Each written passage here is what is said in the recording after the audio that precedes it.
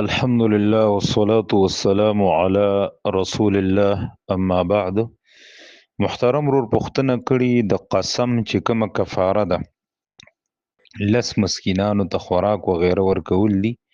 نو د دې کې سړی پیسې ورکوي نو 100 روپۍ به ورکوي او مسکین ته یو ټیم خوراک ورکول دي که دوه ټیمه خوراک ورکول دي. نو د لسو مسکینانو د خوراک ورکولو د تحدید په باره کې د صحابه کرامو رضوان الله علیهم اجمعین او دغه رنګ د تابعین رحمهم الله اجمعین مختلف اقوال هغه راغلي دي چې په کوم قول هم سړی عمل وکړي نو به دا صحیح ده. د علی بن ابي طالب رضی الله تعالی عنہ قول دا دی چې دوه وخت خوراک به ورکې مسکین ته، یو مسکین ته یعنی دومره خوراک به ورکې چې داغه دوه ټیمه وشي، د غرمې وشي او د ماښام وشي.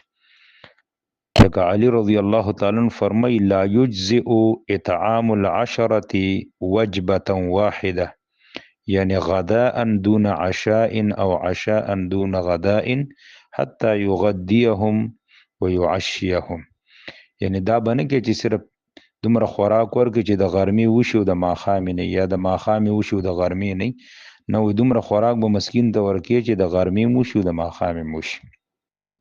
دغه رنګ د حسن بصری رحمت الله علینا نقل لی چې ان اطعمهم خبزا ولحمه، صرف یو کارت غوخه او روټۍ ورکول دا هم کافی کیږي لسو مسکینانو ته. چې غوخه یو د هغې سره روټۍ یو کارت ورکې نو دا هم کافی کیږي. دغه رنګ د عمر فاروق رضی الله تعالی عنہ، عائشه رضی الله تعالی عنها او بعض تابعین وی چې یو سړی ته به نیم ساع تقریبا پاو باندې 1 کیلو غنم یا کجوري ورکی نو دا هم کافی کیږي. سلیمان ابن یسار رحمت الله علی دا تابعی دی، افرمای ادرکت الناس وهم یعطون فی کفاره الیمین اعطوا مدا من حنطه. ما ډیر خلک داسې موندلی دي یعنی صحابه کرام چې هغوی به د قسم په کفاره کې د غنمو یو مد ورکولو او دا به کافی ګڼلو. او دا قول د عبد الله ابن عمر، عبد الله ابن عباس، زید ابن ثابت رضی الله تعالی عنهم او د قرنګ په تابعینو کې عطا بن ابي رباح رحمت الله علیهم دا قول دی. دا کوم اقوال چې درته ما پیش کړو دا امام قرطبي رحمت الله علی دغه آیت د سورۃ المائده د لاندې راوړي دي. تفسیر قرطبی شپږم جلد صفحه 286 کې.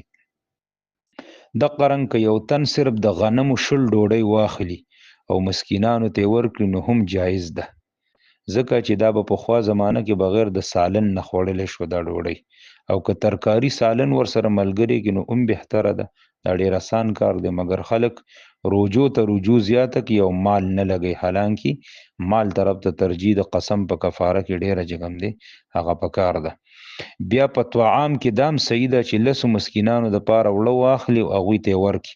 مثلا په یو کور کې 10 کسان اوسېږي او هغه مسکینان وي نو هغوی د پاره د وړه واخلي واغستله ور دې کړه، یا د طعام سالن پوخ کو 10 مسکینان دی ورته راوغوښتل نو بس ستا د قسم کفاره چې کوم دی هغه ادا شوه. اوس مثال په طور ته بهر ملک اوسېږي او دغلته مسکینان نشته دي نو ته به د لسو مسکینانو چې کوم 2 ټیمه کانه ده په هغې چې څومره خرچه راځي به دغه پیسې به راولېږي او دلته به یې د لسوک والي او بس په هغوی باندې به وخوري. والله اعلم. هذا وبالله التوفیق.